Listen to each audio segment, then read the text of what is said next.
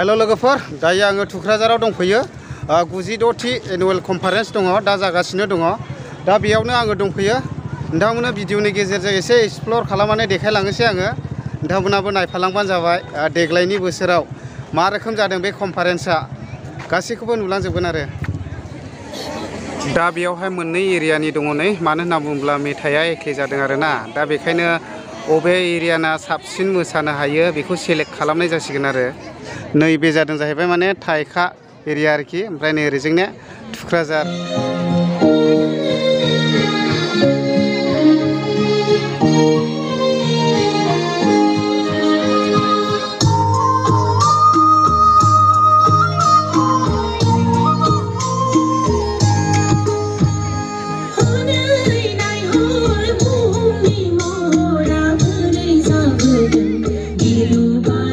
दा नोंसोरबो कमेन्ट होदो मबे एरियाना साबसिन मोसाफुंखो नै ओरैना थाइखा एरिया जाहैबाय ओरैना थुक्राझार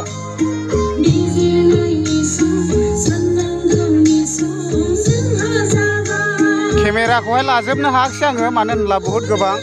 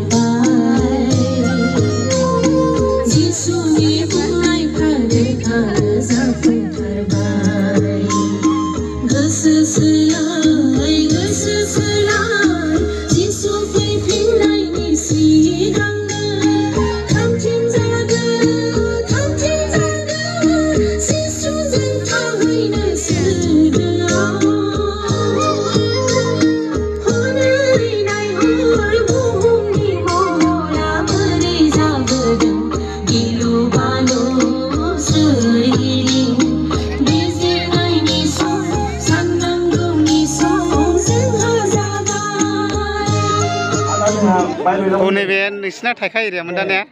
आच्छा ओरैबायदि मोजां मोसानानै देखायफुंलांखाबाय बेसेबां लाया सोलोंनो मा साननै ने आच्छा मोजाङानो जादों दे ओमफ्राय आरो दंबायो नामा गाबोनफोर मा गाबोन गैथ'ला ने आच्छा दे दा बियो थुक्राझार एरियामोन ने आच्छा थुक्राझार एरिया ओमफ्राय आब'मोन बेसेबां नाङा सोलोंनो मा सानबा ने आच्छा दे आच्छा बहुद मोजाङानो जादों मोसानाया दा नै मोसाखांबाय आरो गोसोआव मोजां मोनदों दा औ दा नै बेनो आरो थुक्राझार एरियानिमोन बे गासैबो नै दा मोसाखांबाय आरो बिसोरो मोजाङानो जादों मोसानाया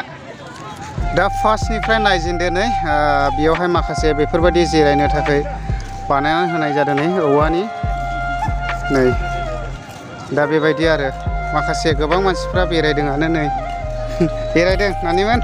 दे ओमफ्राय नै बेयाव बेफोरबायदि बानायनानै दोननाय जादों आरो ओमफ्राय नै बेयावबो ओमफ्राय फटकफोरबो लायो आरो बेयाव जेनेबा दा नै फटक लादों आरो नै औवानि बानायनानै दोननाय जादों नै माखासे बेयाव आराम जिरायनानै दं आरो नै गोजोननो ओमफ्राय नै ओरै आं देखायबावनि दे मा रोखोम बानायनानै दोनदों मादों नै नाबो दंलायबावोसो माथो हनै दावगासिनो दङ ना कमल काट दोननाय जादों आरो दा आं एसे देखायनोसै आरोना देग्लायनि बोसोराव मा रोखोम डेक'रेसन खालामदों एसे जास्ट फैनायजों लोगोसे ब्लग भिडिअ लालांनाय जाबाय आङो दा नै बेफोरबायदि आरो ओमफ्राय फटकबो लायो नै दे नै बेबायदि ब्रिज बानायदों आरोखि बेयावहाय ओमफ्राय नै बेयावथ' बेयावबो ओरैबायदि फटक लालायो आरो मोजांथार नै जायगाया खायफा केमेराखौ गियो आरोना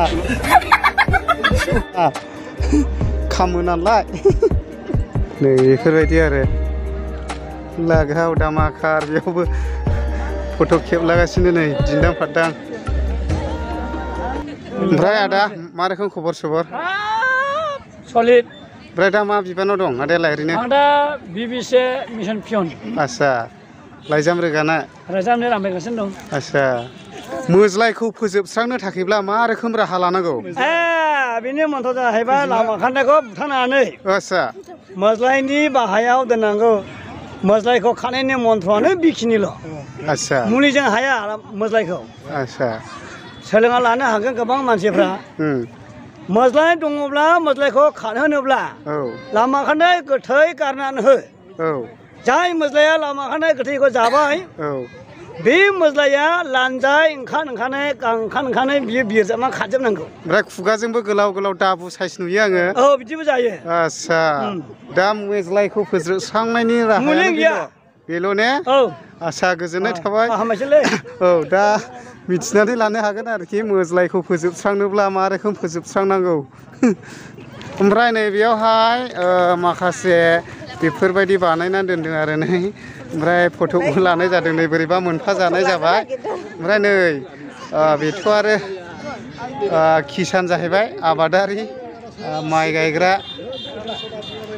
ओमफ्राय नै बे दाउसेन दाउला आरो बेफोरबायदि बासा बानायलायनानै दोनदों नै ओमफ्राय नैबे न' आरोखि ओरैबायदि मोजां बानायना दोनदों ओमफ्राय नैबे मेन गेट जाहैबाय ओमफ्राय बेथ' मेन पेन्डेल बेयावनो जायो प्रग्रामा ओइ बाबु खिफिगोन बोरैबा नैबे बे बुरैया खिफिनायाव बिराद खामाय गायग्राया बाबु दे खिफिगोन दे हाबाब आंगुर जानो ना खमला जानो ना बैग्रि जानो ओइ आब' नांदोंना नाङाखै जाखो आयो बिदिसो जारलालै बिदिला नै मानसिफ्रा गोबां बायदोंथ' नै ओरैबो गोबां बायलादों नै ओमफ्राय नोंनाव बायाखै ने जारलालै जेरैबो खमलानि बाजार नै एसे बाजाराव बेरायस्र'नाय जाबाय आङो फैनायजों लोगोसे थुक्राझार बाजारा बेनो आरो नै धामाकारल' दं नै बेलाय राजानि लावथियालाय बेसेबांथो 50 थाखा मोनसेयाव ने बा ओमफ्राय नोङो खय बिगा होदों आदा बेखौ 1 बिगाल' 1 बिगा आच्छा लाब थागोन दा लाब थायो मैदेर हानजा दोनथ'नोसै आं ओमफ्राय नैबे दख'ना बाजार जाहैबाय एसे आइजोफ्रा बबे दख'नाया मोजां कमेन्ट खालामनानै खिथाहरदो नै बहुद मोजां दख'ना दं नै बे दख'ना बाजार आरो नै मोजां दङ मोजांथार नै गस्लाया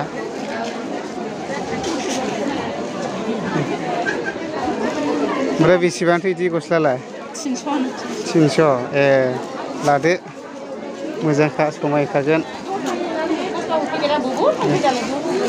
दा बेनो आरो दख'ना बाजारफ्रा नै मायदि गोनां दा बे ने ना माथो होनो दा बे मायदि गोनां दख'ना आरोखि बेसेबां गोलैयो इलाय मायदि गोनांफ्रा 2800 2500 आरो मोजां दंथारो ओमफ्राय सबसे हाइस नाङो दे बिसिनि गस्लाया नै नायदो ओरैबायदि नांखायोना बिसिनि गस्लाया दा नै मानसिया दा खम जाबावबायसो ओरैबायदि नायखायो बायखायो सबसे हाइस नाङो नै दा बिसिनि गस्लाया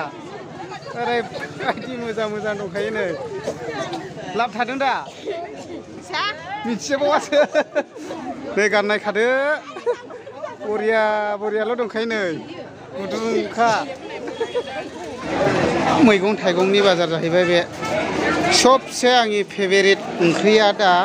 नैबे आरो आंनि फेभारिट ओंख्रिया दासान्दि बे सोलिगासिनो दं आरोखि आंनि थाखाय दा बेखौ जानोब्ला मा नांगौ